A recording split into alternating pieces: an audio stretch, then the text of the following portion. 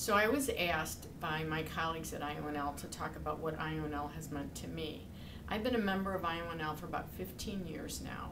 And when I started as a new chief nursing officer, a couple of my mentors, they were Kathy Reno, Jane Llewellyn, Mary Sheehan, said to me, well, you have to join IONL for two reasons. It's our professional organization, but also there's all these resources, wonderful conferences. And so as a new CNO, I found it invaluable to get the resources, but also to develop the networks. Once I had been exposed to it too, then I would regularly invite my directors to join me in these either webinars or dinners or conferences on a regular basis. So it was just kind of a go-to resource. So probably around, I also had the opportunity after we got magnet status to present at an IONL meeting, which is always just an honor to be able to speak with your peers. It was the business case for magnet. Around 2008, Susan Campbell became the president of IONL. And at that point, she said to me, would you take on the role of the chairman of the Policy and Advocacy Committee? And of course, when a colleague and a friend ask you, you always say yes. So I said I would. And I was very interested that year because in 2007 and 2008 was when the nurse staffing by acuity law came about. So we, as a first step in our Policy and Advocacy Committee, did a survey across the state of all the chief nursing officers and nursing leaders to see how they were implementing the new law. And that data was so rich, we got to present back at IONL and really share what we had learned about the implementation of that law and the infrastructure, who was on the committees, who was supporting the committees, what were their agendas. We then also, another colleague who I met at IONL, Dr. Trish Fitzpatrick, came to me and said that she would like to do further research on the implementation of the law. So we then did a survey of staff nurses across the state who actually participated on nursing care committees. And again, we compared the findings that we had from the chief nurses with the staff nurses on the committees. Very interesting findings.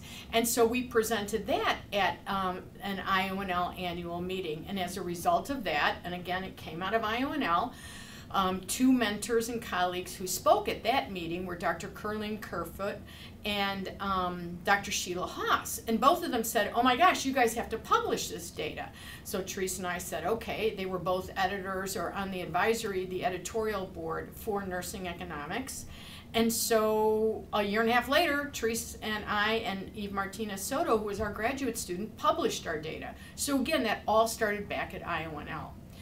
We also realized as part of the research that we were doing that we needed that there was many things that we could do through IONL across the state. So we worked with some graduate students and we actually developed a toolkit and an orientation to the state law and then some of the tools that as you were putting together your nursing staffing committees would hopefully add value. And we know that people have used that across the state. Again, came from IONL. We then decided also that we wanted these nursing care committees to be able to talk to each other and learn from each other. So from there, we then spun off another committee for IONL, which became known as the Nursing Care Consortium Committee, and that became the NC3. Initially, I worked with the chair, and then that chair took over. The current chair was one of our aspiring nurse leaders, and that is Jennifer Grenier. And Jen is doing this amazing job of working with nursing care committees across the state, those that have been in place for quite a while, and regularly now she's going out and meeting with chief nurses and nursing care committees to kind of reorient them to the law as well as to invite them to participate in the NC3 committees. So again, you see aspiring nurse leaders like Rachel Start is doing all this amazing work, an aspiring nurse leader really in the ambulatory setting.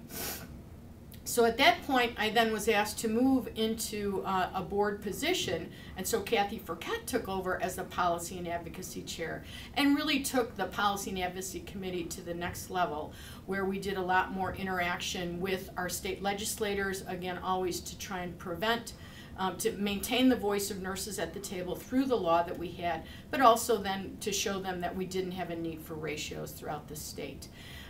Kathy did an awesome job of that, and but we also saw that in IONL, we now need, and our focus has become to move along the continuum. We were kind of known as an acute care organization for a long time, and we very much want to be known as the organization for leaders who are nurses.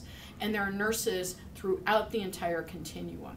So Kathy Firkett then agreed to move over and to take another committee, which was the Nursing Care the Continuum of Care Committee, and then her co-chair, Bradley actually then moved into that role as the chair of the Policy and Advocacy Committee. So if you're starting to see a theme here, we actually are trying to do highly valued work to continue to grow leaders into positions that have an impact not only on their own organizations and IONL, but also the entire state of Illinois. And so I guess, you know, when I look back on the wealth of information, the experience, the friendship, the network that IONL has brought me, that I would suggest if you are an aspiring nurse leader, please attend our Aspiring Nurse Leader. It's a one-day workshop. If you're a more experienced manager or leader or charge nurse, I would encourage you to apply for the fellowship. We have an awesome executive director in Sharon Rangel, and Sharon has put together through funds from Robert Wood Johnson as well as through partnerships with deans like Dr. Kretschi and many wonderful faculty that you can participate in a fellowship throughout the entire year. We then have an executive leadership program. We've been in partnership with academic facilities in the state of Illinois over the last 20 years, and that's really meant for directors and new chief nursing officers. And then hopefully you'll be so excited about IONL that you'll move into a committee position and then potentially a board position. And we also know that we have many CNOs who've actually held board positions, who've been the president of IONL, and we ask you to continue to grow your nursing leaders and to get them somewhere in this continuum. But what I do ask is that don't do nothing. Please participate, please be part of IONL. It's our organization, and we want to see a very fruitful, valuable, and sustainable future.